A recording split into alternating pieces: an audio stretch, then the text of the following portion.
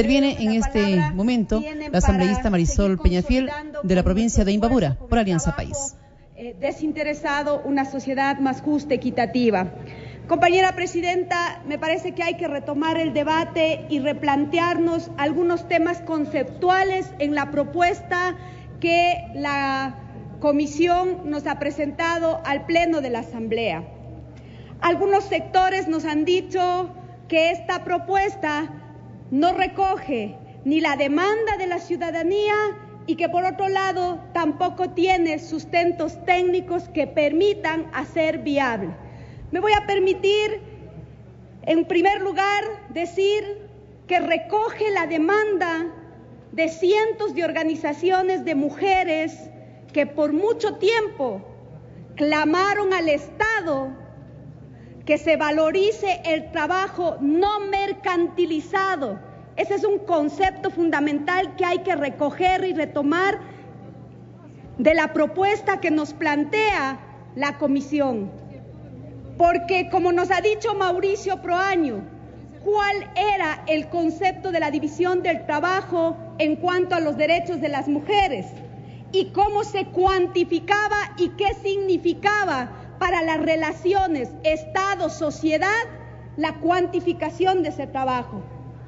Hasta ahora no ha significado mayor aporte cuando de los datos estadísticos que tenemos, y ahí el sustento técnico dice que el 15% del Producto Interno Bruto se aporta del trabajo de la economía del cuidado. Por lo tanto, por ahí un tema debidamente sustentado de cómo las organizaciones intentan en un estado anterior ser introducidos en la reforma laboral, que claramente Mauricio Proaño nos dijo cómo surgieron esos remiendos de reforma laboral que surgieron en otros estados. Y la propuesta técnica en este sustento de aporte, pero además también bajo una propuesta de esos cálculos actuariales que nos permitan establecer no demagógicamente este reconocimiento de la economía del cuidado. Y aquí quiero hacer el aporte de un elemento fundamental: cómo la garantía de derechos de los niños, de las niñas y de los adolescentes beneficia cuando adoptamos una medida como la que estamos tomando.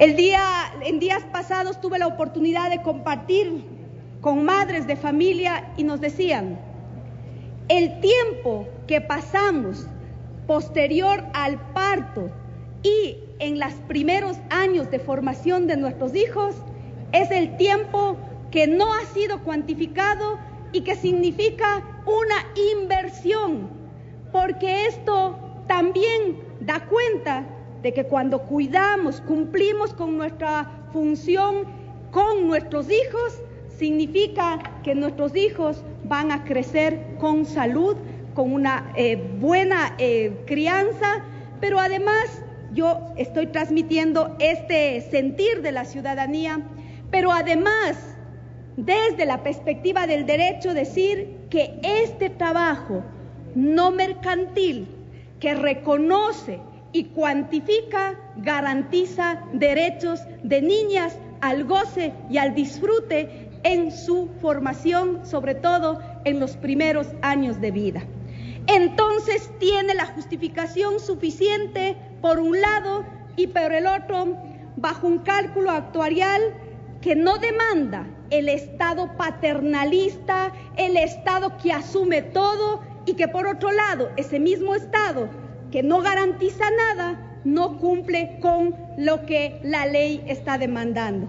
En la propuesta, y yo coincido con lo que ha planteado el compañero Mauricio Proaño, creo que hay que mejorar la redacción del artículo referente a esta potestad que la ley otorga para el reconocimiento de la economía del cuidado.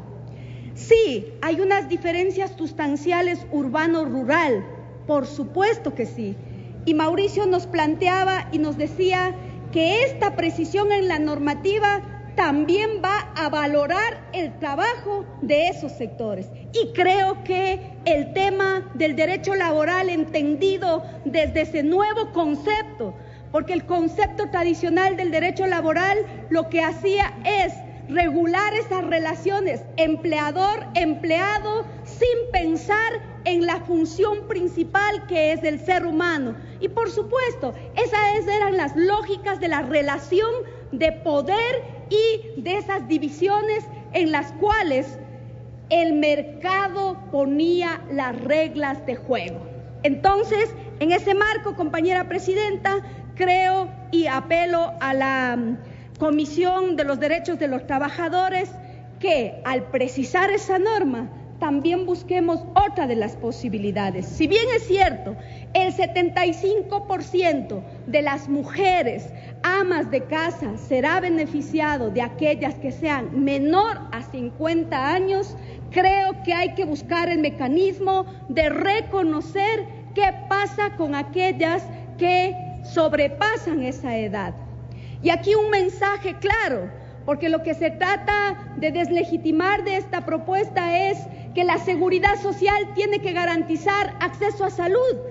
El nuevo modelo de Estado determina que la prestación del servicio de salud responderá a un sistema y ese sistema no tiene nada que ver con lo que una persona sea o no beneficiaria de estos tres fundamentos con el que nació el Seguro Social: jubilación por vejez, por invalidez y por viudez.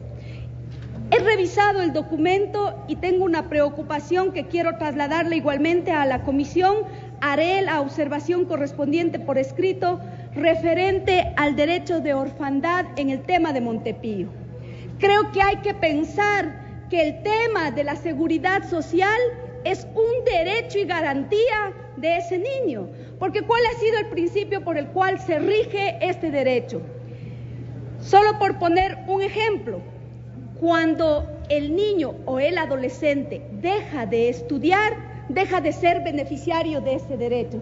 Es decir, que una prerrogativa es estudiar. Cuando reciba o no la pensión, ese niño tiene que estudiar. Y por lo tanto, yo quiero plantear también, reflexionar frente a ese tema en el articulado propuesto.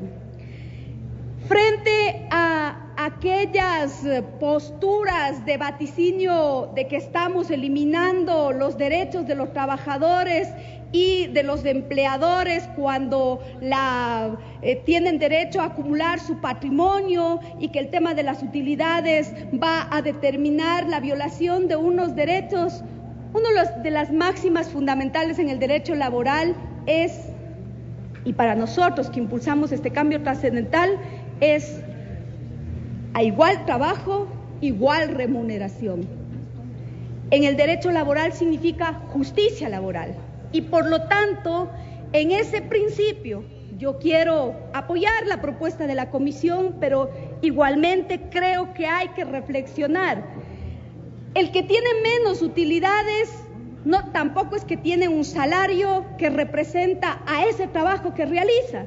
Y por lo tanto, el principio de justicia laboral tiene que estar reflejado en garantizar que esa persona en el cual el principio de equidad, de justicia, no es beneficiado, la normativa recoge sus principios. Porque no puede ser que el que tiene más salarios reciba más utilidad y el que tiene un salario menor también reciba menos utilidad. En ese marco, igualmente quiero apelar a la comisión para que se pueda establecer un principio de claridad, porque el fundamento en esta propuesta de justicia y equidad laboral significa el derecho y garantía, y creo que el nuevo paradigma del derecho laboral es terminar con ese concepto mercantilista y garantizar que los derechos de los trabajadores y de las mujeres, porque el tema de inequidad en los sueldos de las mujeres todavía sigue siendo un tema de deuda y que creo que también esta norma puede apostarle a garantizar ese principio de equidad en cuanto se refiere al trabajo que realizan las mujeres y al trabajo que realizan los hombres bajo un principio de derechos y de romper esos conceptos de inequidad. Compañera presidenta, yo quiero terminar mi intervención también rescatando otro de los elementos fundamentales.